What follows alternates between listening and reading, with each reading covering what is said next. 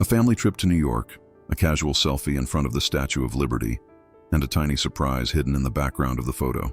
When Olivia zooms in, she uncovers a detail so disturbing that every happy memory instantly turns into an urgent nightmare. From that moment on, nothing, not her name, not her family, will ever be what it seemed. Dare you follow each step of this mystery? The late afternoon sun fell on the green fields of Lancaster, Pennsylvania, illuminating the front of the house where Naomi Walters lived with golden hues.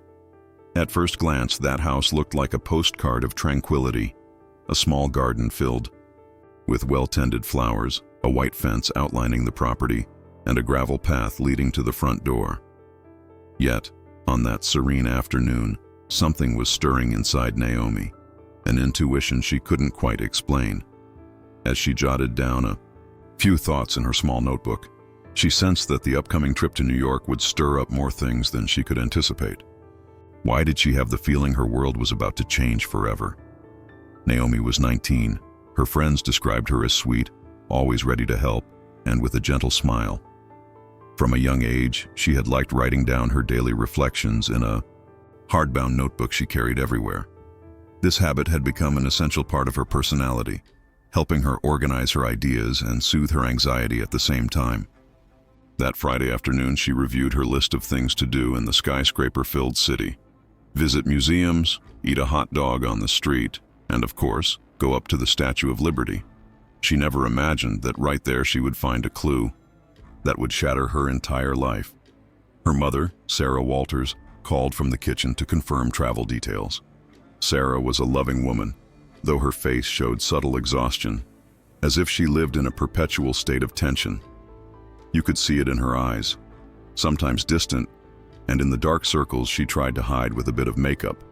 There was a latent fear in her expression, a concern Naomi couldn't quite grasp. Sarah usually said her stress was due to work and certain old emotional debts. However, every time Peter Johnson, Naomi's stepfather, walked into the kitchen, she seemed to grow more tense. What secrets lay hidden behind her mother's anxious glances? Peter Johnson, for his part, was a man of impeccable appearance. He was 48, yet maintained an athletic build and a confident air. He always wore neatly ironed shirts, kept his hair perfectly groomed, and spoke with a mixture of kindness and condescension. That contrast made him seem charismatic, though Naomi sometimes felt there was something calculated in each of his gestures. He seemed obsessed with order, straightening crooked pictures, aligning objects, demanding discipline. For him, perfection was a relentless pursuit. Naomi believed that, despite his eccentricities, Peter had brought stability to the family when she was younger. She never wanted to contradict him, even though she didn't feel particularly close to him. That night, the family finished packing. Sarah, looking worried, checked the medication she always carried for her insomnia. Peter enumerated out loud the plans for the trip, from their departure time to the Manhattan hotel reservations. Naomi wrote each detail down in her notebook, trying not to forget anything. Again, she felt a foreboding, a tightening in her chest, a lump in her throat she couldn't understand. She said goodbye to her dog, Luna, and looked at the house one last time, certain that upon her return, nothing would ever be the same. Early the next morning, they arrived at the airport. The flight to New York lasted less than an hour. Naomi spent most of the time gazing out the window and scribbling in her notebook, while Sarah dozed fitfully, clutching the armrest. Peter, wearing headphones, read an article on his tablet. After landing, they took a taxi to the hotel near Times Square. The neon lights, the traffic, and the hustle and bustle awakened in Naomi a particular thrill. She loved city life, its dynamism, its almost tangible energy. She had no idea that, amid that New York chaos, reality would strike her in the most unexpected way. After leaving their suitcases in the room, they went out to explore. They walked along crowded streets, took photos at iconic corners, and had lunch at a nearby restaurant. As evening fell, they finally decided to visit the Statue of Liberty. They boarded the ferry along with hundreds of smiling tourists. The sea breeze ruffled Naomi's hair, making her feel free and happy. Sarah held her purse, looking around with a mixture of fascination and suspicion. Peter took out his professional camera, seeking the best angle. When they reached Liberty Island, the statue's silhouette rose majestically, green and solemn against the orange sky. Naomi pulled out her phone and, on impulse, went over to Peter to ask for a photo together. Sarah, a few steps away, pulled her sweater tighter against the cool breeze. Peter wrapped his arm around Naomi, pulling her close with an almost forced warmth, and they smiled for the phone camera. A brief flash lit their faces. "It turned out nicely," Peter said, checking the image on the screen. He seemed pleased with the result. Naomi felt a slight shiver, but she attributed it to the excitement of the moment. She said nothing about it. Minutes later, the family drifted around the area. Peter took the chance to photograph the statue from various angles. Sarah stood gazing at the horizon, and Naomi wandered through the souvenir shops, buying postcards for her friends in Lancaster. It seemed like a normal day, filled with new sights and exploration. Back at the hotel, they sat on the room's double bed to decide what to do that night. Sarah suggested pizza near Times Square. Peter thought they could go to the Empire State Building. Naomi felt somewhat tired but didn't want to ruin their plans. As they discussed, she started scrolling through the photos she had taken earlier. When she reached the image of herself posing with Peter, something caught her eye. She zoomed in, and behind them, barely visible, there was a grimy poster hanging on a metal wall, almost hidden among trash bags. In the center of that blurry poster was a young face, brown hair down to her shoulders, and an innocent smile. The text on it read, "Missing, Lily Parker, 7 years old." For a moment, Naomi's heart seemed to stop. She brought the phone closer to her face, feeling a furious heartbeat in her chest. That child, with large eyes and a sweet expression, looked identical to her own childhood photos. She swallowed hard, sensing something sinister in the air. Impossible, she told herself, trying to believe it was just a coincidence.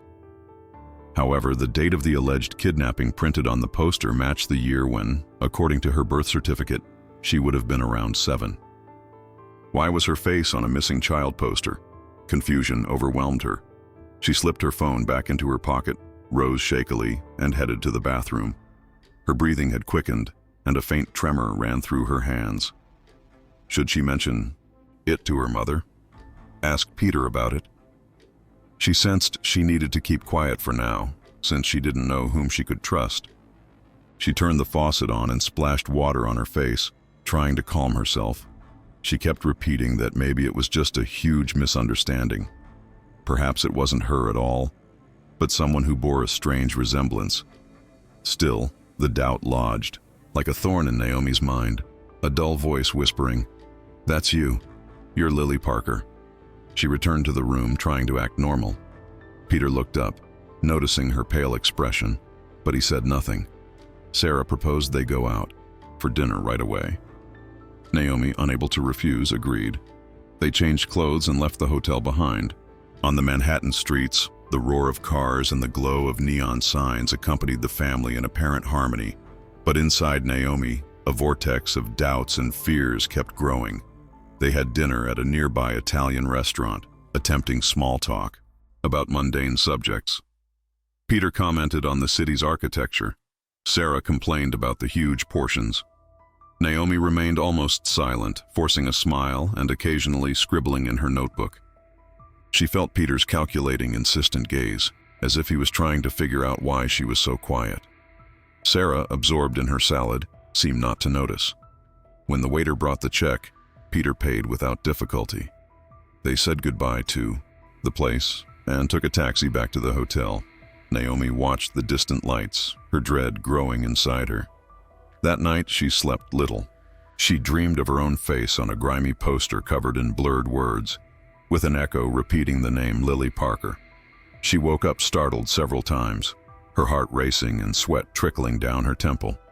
By morning, she barely managed to eat breakfast. She needed answers. She recalled that the photo she had taken should have captured that poster more clearly. She hurried to look at it again. Indeed, it was there, half hidden by trash. She decided to sneak away without telling Sarah or Peter and return to the place where they had posed. She had to check that poster, look at it up close. She needed to know if it truly was her face. She left pretending she wanted to get coffee from a nearby shop. She retraced her steps from memory. It was still early. Many tourists hadn't arrived yet. Her heart pounded, wondering if the poster would still be there. After a few minutes, she found the spot on the island where Peter had taken the photo with her. A large garbage bin stood to one side, surrounded by scattered wrappers and papers. She approached carefully, fighting the foul smell wafting from the bin, and there it was, a piece of the poster, torn, dirty, and crumpled, stuck to the side of a trash can. She carefully pulled it free, removing stuck bags that clung to it. Unfolding it, she saw the picture more clearly. The girl's features were identical to hers. The shape of her nose, the curve of her eyebrow, even the faint mole by her lip. The large letters announced, Lily Parker, missing August 14th, last seen at Brooklyn Bridge Park, reward for any information. A shiver froze her blood. She mentally reread the date. It had been 12 years since that disappearance. At that time, Lily Parker would have been 7. Naomi, according to her documents, would also have been 7. The coincidence was impossible to ignore. Her hands trembled. A nearby ice cream vendor, an older woman with kind features and graying hair, noticed the scene. Naomi approached her to ask for a cup of water, unable to quell the nausea rising within her. After sipping, she took a deep breath. She showed the woman the crumpled poster, trying to speak without falling apart. "Excuse me, do you remember anything about this missing persons case?" The woman frowned, squinting to see. "Yes, dear, it rings a bell. Lily Parker disappeared years ago at Brooklyn Bridge Park. I used to run a similar stand there and remember seeing it on the news, with volunteers looking for her. It was a hot summer day, very confusing. They never found her." Her voice turned, sympathetic at Naomi's anguished face. "Are you family to that girl?" Naomi felt a tingling all over. She didn't even know how to answer. She stammered a "thank you" before walking away. Her heart clenched. She stuffed the poster into her bag, almost ripping it in her nervousness. What did all of this mean? Who was she really? Suddenly she felt sick with panic. She decided she had to talk to her mother, demand an explanation. Checking her watch, she realized it was lunchtime. She went back to the hotel on shaking legs, bracing for the most critical moment of her life so far. When she arrived at the room, she found Sarah pacing anxiously, phone in hand. Peter was seated in an armchair, flipping through a newspaper with feigned indifference, his brow slightly furrowed. Naomi sighed and, with a halting voice, asked to speak to her mother in private. Peter stood, muttering something about going out for a quick errand. Sarah seemed relieved he left. Naomi's suspicions rose even higher. Once they were alone, Naomi pulled out the poster and showed it to Sarah, explaining she had seen her own image there next to the name Lily Parker. She studied her mother's face, searching for any trace of truth or deception. Sarah's reaction was devastating. Her face went white and she almost fainted. Naomi caught her before she hit the floor and helped her sit on the bed. Tears began, streaming down Sarah's cheeks as she shook her head repeatedly, as though trying to erase the very possibility of what was happening. "This can't be, it just can't," she murmured, trembling. Naomi gripped her mother's shoulders, her own voice quivering with anxiety. "Why is my face on this poster? Who is Lily Parker? Am I her?" Sarah wouldn't answer at first, drowning in silent sobs. After several minutes, Sarah took a ragged breath and began to speak, revealing a truth Naomi never imagined hearing. "I was Lily's nanny. I looked after her in her parents' home near Brooklyn. She was 7 at the time, and one day she disappeared while we were at Brooklyn Bridge Park. The police questioned me, said I might have kidnapped her. There was no proof, but—" Naomi interrupted, her voice strangled by fear. "Why does she have my face in that poster? Explain, Mom. Please." Sarah trembled again. "I don't know how to say this. Thomas, that is Peter, was with me back then. We were dating. He told me Lily's parents were thinking about divorce, that she lived in a horrible environment. He said we'd be rescuing her from a dysfunctional family. He convinced me the girl would be better off with us, but I never thought he would actually take her." Naomi felt her whole world collapsing, as if each word from her mother stabbed her in the back. Had her mother been involved in her own kidnapping? "So you knew that I'm really Lily Parker?" Naomi asked, her voice broken. Sarah shook her head, consumed by guilt. "At first I only wanted to help. I felt like I was saving you from something terrible, but then I got carried away by fear and Peter's lies. He threatened me, said if I talked we'd lose everything, and I'd end up in prison.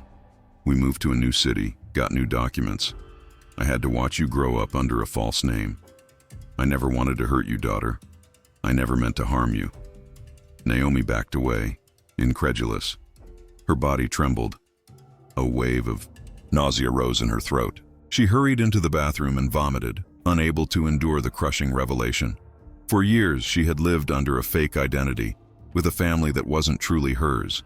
She felt anger, betrayal, and a stabbing pain in her chest. Returning to the room, she glared at Sarah. What part did Peter play in all this? Sarah wiped her tears with her sleeve, trying to steady herself. He planned it all from the start. He believed we could form the perfect family. Your biological parents didn't deserve you, according to him. At first I thought he was exaggerating, then I couldn't get out of it. Silence fell. Naomi dropped into a chair, her legs failing her. Her mind buzzed with questions. Who were her true parents? Were they alive? Had they been searching for her? A furious anger welled up when she thought of Peter. He had raised her based on lies. She clutched her head, trying not to lose her mind. She considered reporting him immediately, going straight to the police. But then she remembered Peter was clever and charismatic, likely ready to counter any accusation. Sarah, her voice shaky, begged forgiveness, saying she wanted to help Naomi fix this. Naomi's gaze was full of a mix of resentment and compassion. As guilty as Sarah was, she also seemed manipulated. They heard footsteps in the hallway. Peter was back. Naomi quickly composed herself, stashing the poster in her purse and wiping her tears. She wasn't ready to confront him yet. Peter walked in, eyeing them suspiciously. "Did something happen?" he asked almost automatically. Naomi forced a smile, and Sarah did likewise, though her eyes were still red from crying. "I felt sick," Naomi lied, pretending to be dizzy. "I think something I ate upset my stomach." Peter frowned, but accepted the excuse, offering to buy some medicine. Naomi shook her head, saying she needed to rest. Peter seemed satisfied there was no open conflict. When he finally left, Sarah again begged, "I'm so sorry, honey. I really do want to help you. Tell me what you plan to do." Naomi looked at her harshly. "I don't know. I don't trust you, or him, but I'm going to find out everything." She grabbed her notebook and started writing frantically, considering her next steps. She knew she had to investigate her true past and confirm the story.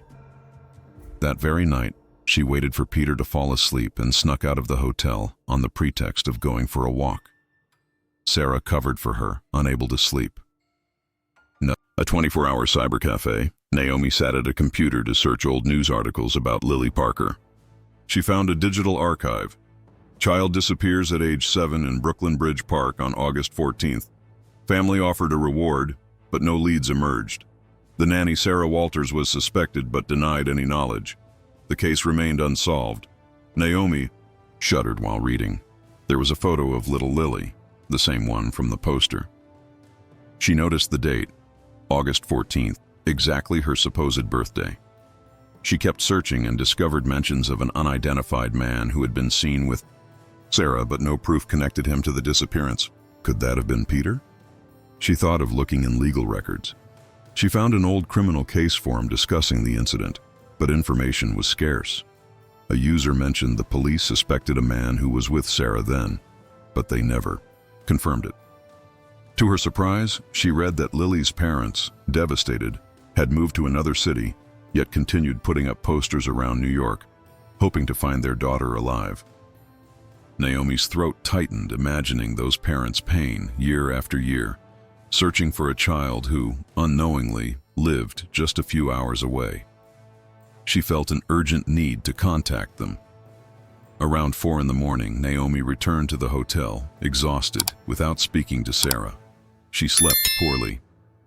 She dreamed of voices calling her Lily, Lily, and woke soaked in cold sweat.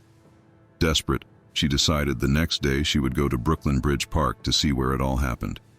That place, according to the archives, was the key to the story. Maybe someone there would recall more details. Maybe she would find something more concrete.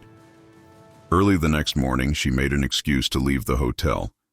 Peter wanted to visit museums, but Naomi feigned sickness again, saying she needed bed rest. Sarah backed her up, knowing her plan. Once Peter left, Naomi dressed in comfortable clothes and took the subway to Brooklyn. The ride was tense. In every station, in every face she saw, she feared catching a glimpse of her past. The bustling streets of Brooklyn greeted her with a mix of aromas: street food, car exhaust, that distinct urban smell. She wondered how long it had been since, as a little girl, she had wandered there. Finally, she reached the park. Note: at this point in the original text, there's a time jump to a dinner scene where Naomi finally confronts Peter. We continue, preserving the structure and style. That evening, at dinner, Naomi could no longer bear the heavy silence that hung over the table. Her heart was pounding so hard she felt each beat thrumming in her ears. She fixed her gaze on Peter, staring at him like sharp daggers, and broke the tension with a firm, decisive voice. "I know what you did, Peter. I know who I really am. I want you to tell me why you kidnapped me." A slicing silence fell upon the table, thick and uncomfortable. Peter froze, wineglass halfway to his lips, and set it down slowly. A flicker of displeasure crossed his perfectly shaved face, and his eyes darkened with contained fury. Sarah shrank back in her chair, trying to disappear into its back. Her breathing quickened, her trembling hands fumbling for a napkin. She clearly had not expected such an open confrontation, at least not here in a public place. A chilly draft from the air conditioner brushed Naomi's arms, making her shiver. Or perhaps it was fear, the terror lodged in her chest since learning the dreadful truth about herself. Peter leaned forward slightly, lowering his voice to a menacing whisper. "You don't know anything, Naomi. You're confused, and this is neither the way nor the place to talk about it." "Confused?" Naomi's voice rose slightly. "You think I have no proof? I know you kidnapped other children before me. I know you falsified my identity. It's over. I'm not going to let you lie to me anymore." Peter stood up suddenly, tossing money on the table to cover the bill. He grabbed Sarah by the arm, pulling her to her feet. She wore a terrified expression, her eyes pleading silently for Naomi to stop.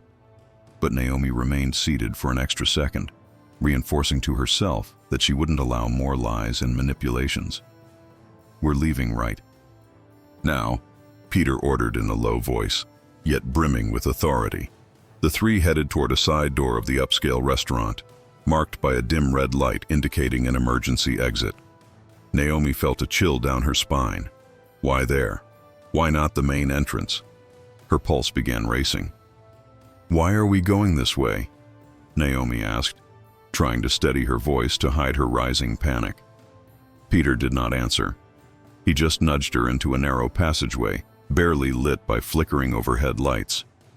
Once alone in that confined space, he spun around to face Naomi, his expression unhinged. "Hand over your phone, right now."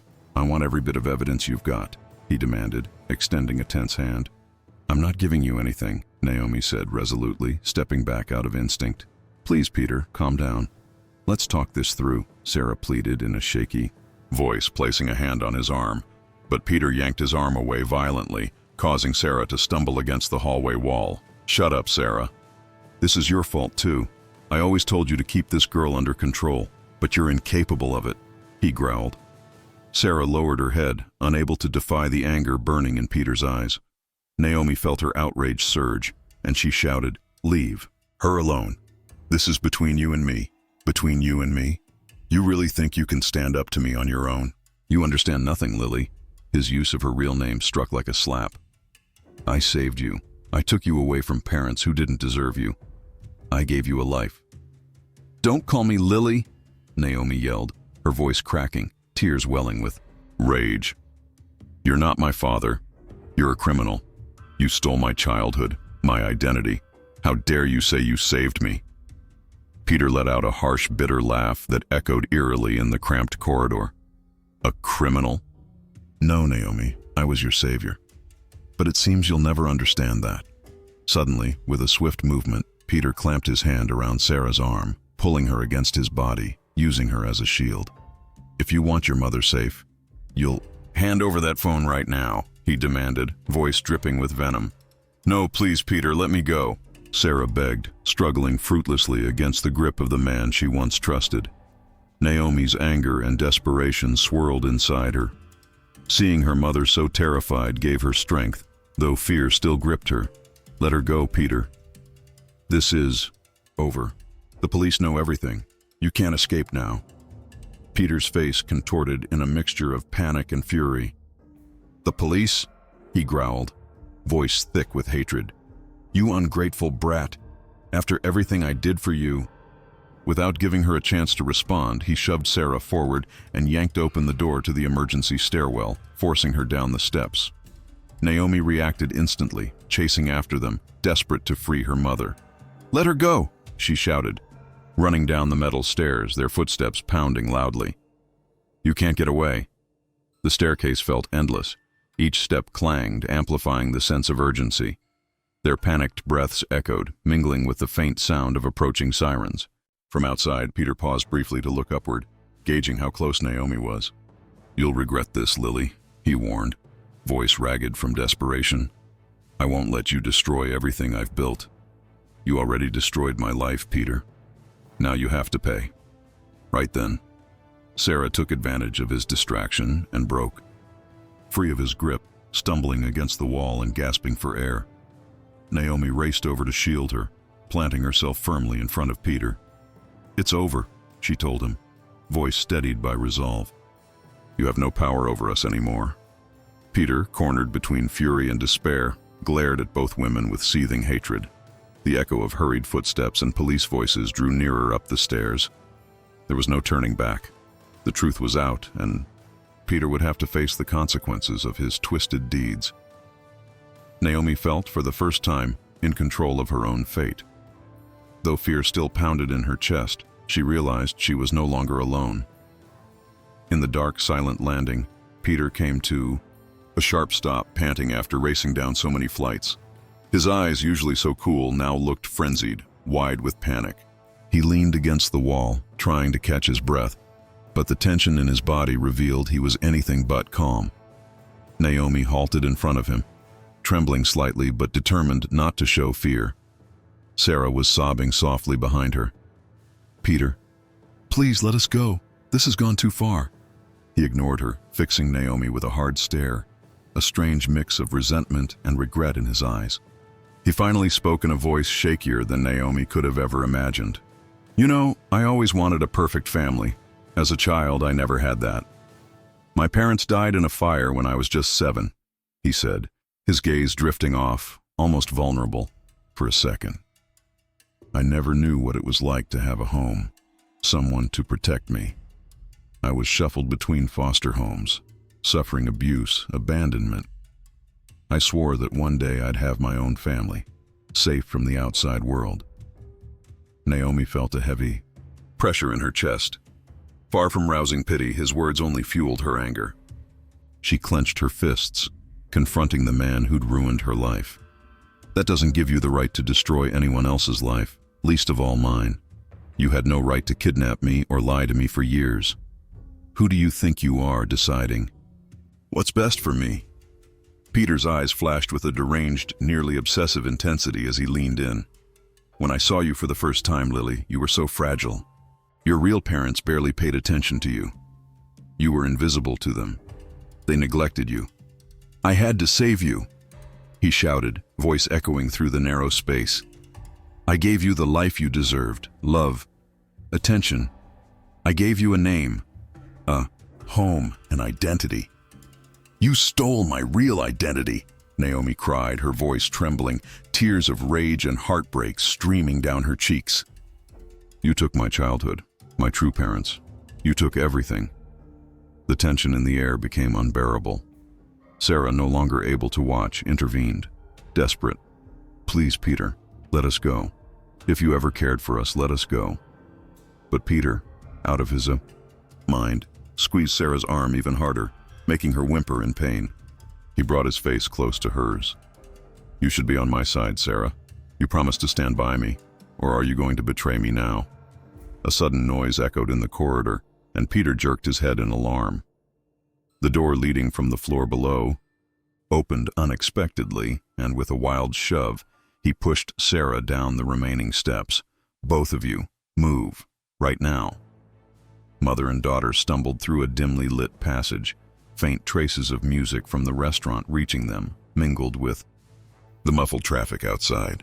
Suddenly, a distant siren pierced the stillness, quiet at first but coming closer. Peter froze, eyes darting around in panic. His voice, now low and threatening, zeroed in on Naomi. "Did you call the police?" he asked contemptuously, turning to face her with clenched fists. Naomi set her jaw, refusing to waver. "I did what I had to do, Peter. This ends here." Peter, consumed by fury, raised his hand as if to strike her. In a burst of courage, Sarah threw herself between them, screaming, "No! Stop it, Peter! Don't hurt her!"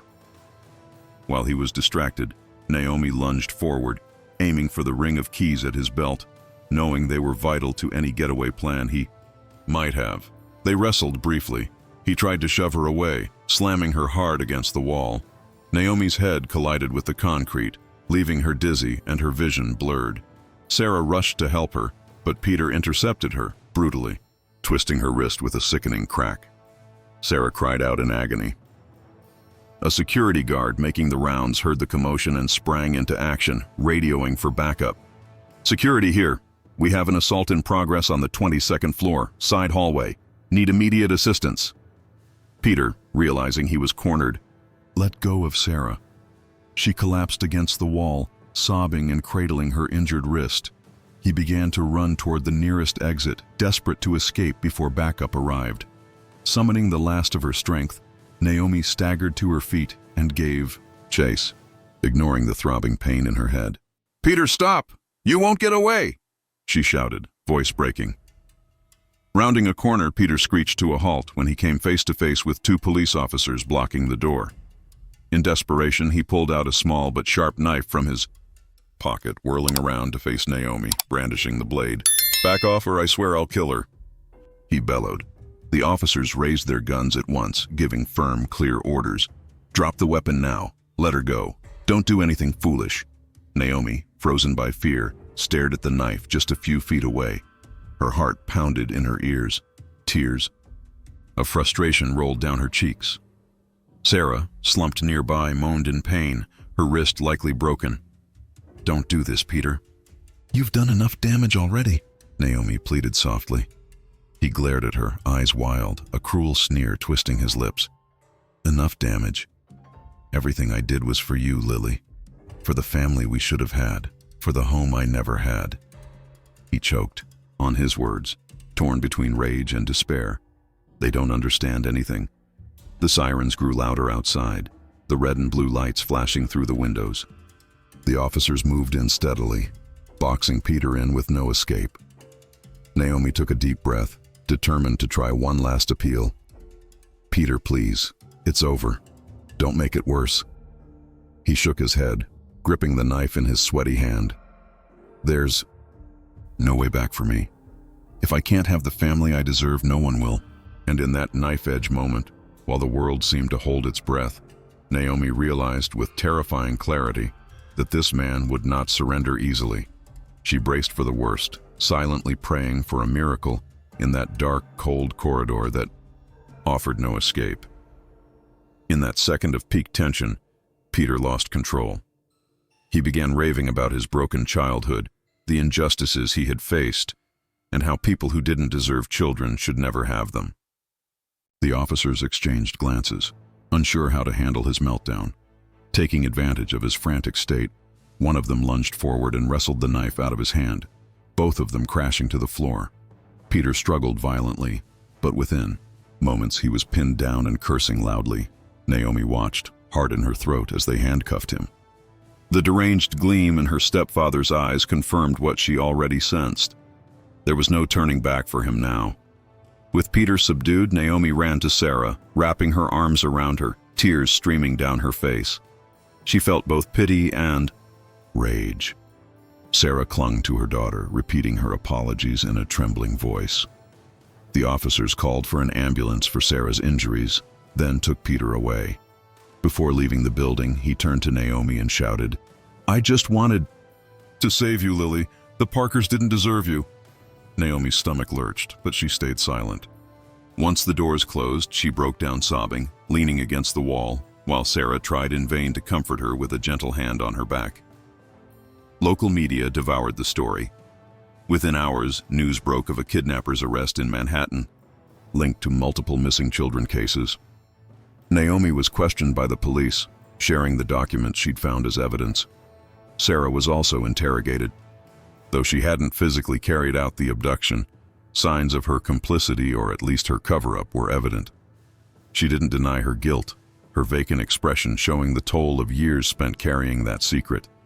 The investigation confirmed Sarah had never taken Lily by force herself, but had been pressured and threatened by Peter.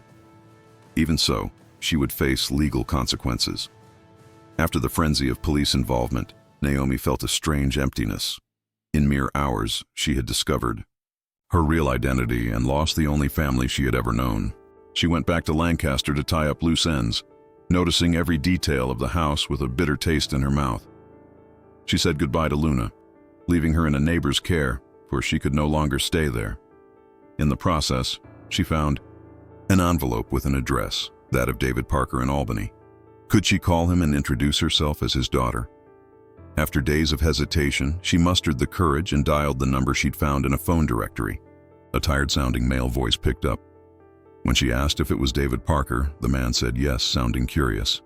Naomi swallowed and said, "I think I'm Lily Parker, your missing daughter." Silence on the other end. It seemed David couldn't grasp what he was hearing. She heard a muffled sob, then a woman's voice. "Who is it?" Naomi waited as the man, voice breaking, asked for details. How she had found him, where she had been. Naomi briefly told her story, unable to hold back tears. At the end, they agreed to meet. They reunited days later. Naomi traveled alone to Albany, her hands shaking as she knocked on the door of a cozy house in a quiet neighborhood. When the door opened, she saw a middle-aged man with deep lines on his face and graying hair. His light-colored eyes filled with tears as soon as he saw her. "Lily," he whispered. Naomi felt a rush of warmth in her chest. Behind him stood a woman with tear-streaked cheeks, who rushed forward to hug her. Her biological mother, Julia Parker, as Naomi would soon learn. They fell into a long embrace, tears mixing with nervous laughter. It was the hug both sides had dreamed of, the one Naomi never knew she was missing. The days that followed were a whirlwind of emotions. She stayed with the Parkers, who told her childhood anecdotes and showed her photos from when she was 3, 4, 5 years old, up to the last day they saw her, at that ill-fated outing to Brooklyn Bridge Park with Nanny Sarah, after which she never came home. Each story echoed within Naomi, as if it reawakened dormant memories. She felt a new tenderness, but also grief for lost time. She discovered she had grandparents who died while she was gone, cousins she had never met. She was overwhelmed by the reality of being Lily Parker, yet grateful to reconnect with her roots. Meanwhile, Sarah faced legal proceedings in Pennsylvania.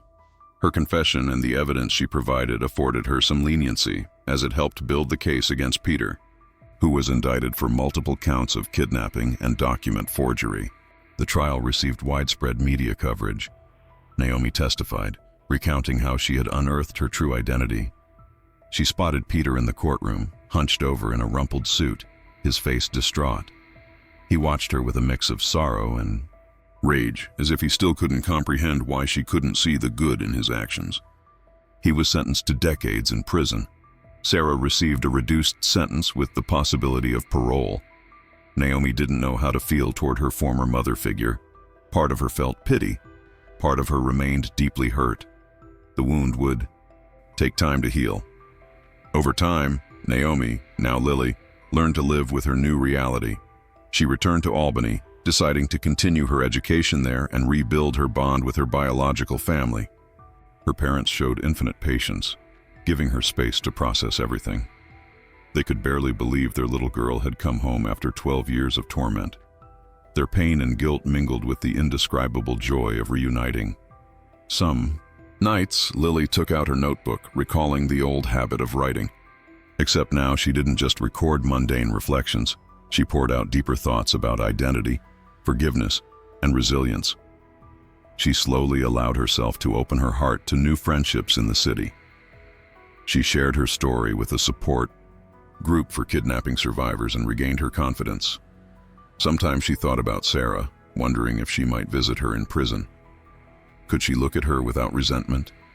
Could she forgive her? Those questions lingered as unfinished business in her heart.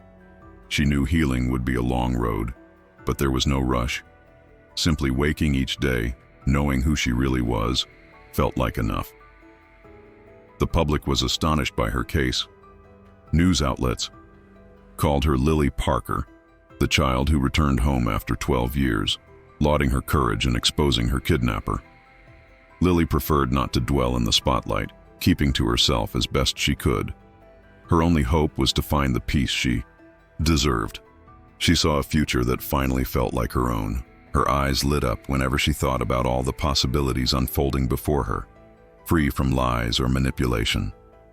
One sunny afternoon, she sat with her biological parents on the porch of their home in Albany, chatting about childhood moments she sometimes recalled in hazy flashes. A gentle breeze stirred the curtains. Her father brought out an old photo album, and her mother flipped through the pages carefully, showing Lily happy moments when she was just a baby.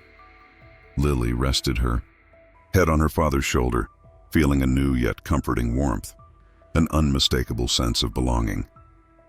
It was a tranquil peace, the kind that follows a long storm. Looking at a photo of herself in white baby clothes, wearing a tiny cap, she mustered the courage to ask, "Did you ever forgive Sarah, Peter? Or at least feel any compassion for them?" Her parents exchanged sorrowful glances. "Forgiving isn't easy," her mother replied gently. "But for your sake, we chose to heal. We can't live chained to hate.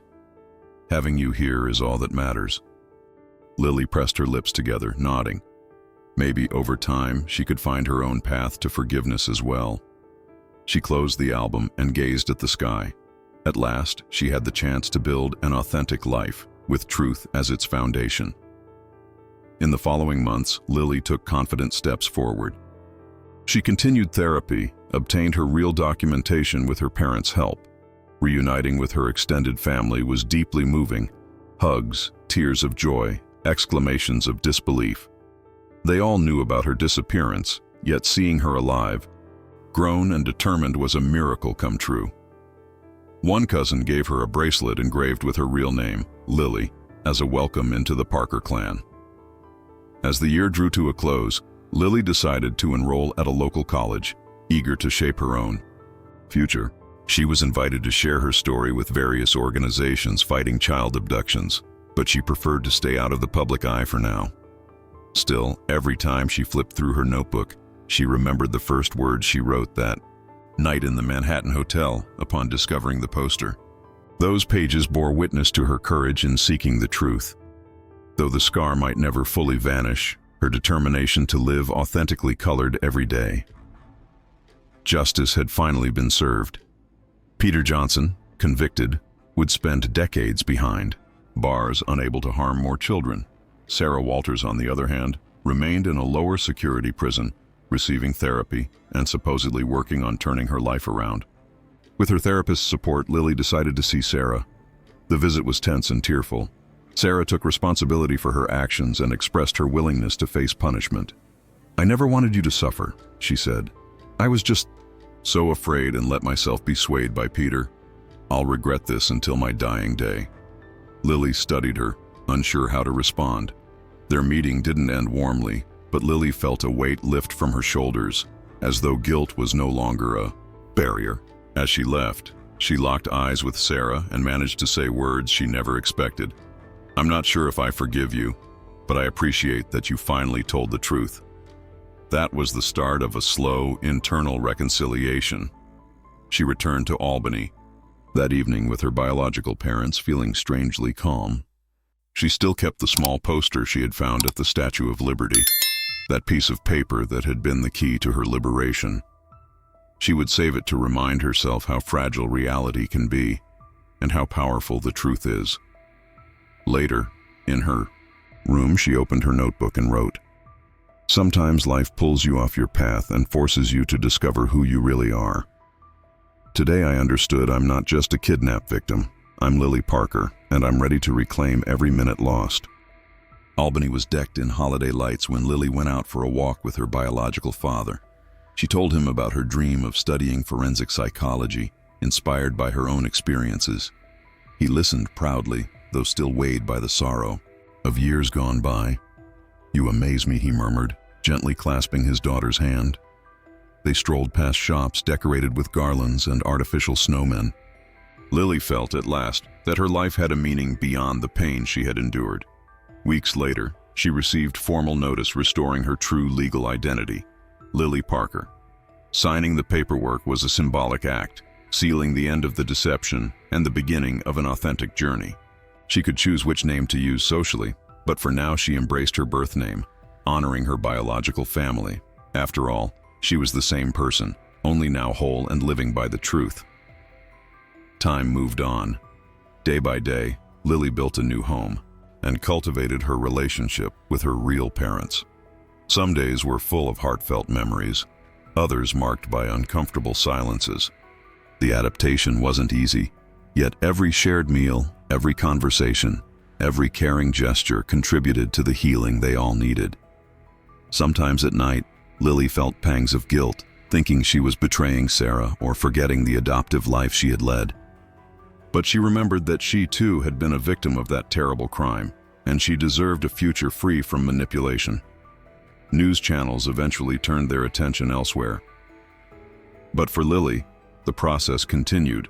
Now and then she browsed resources and groups dedicated to missing children, sharing tips that might help solve other cases. She felt her experience shouldn't be wasted. She smiled, imagining someone else might find hope in her example, proof that even in the darkest moments, there is a chance for light.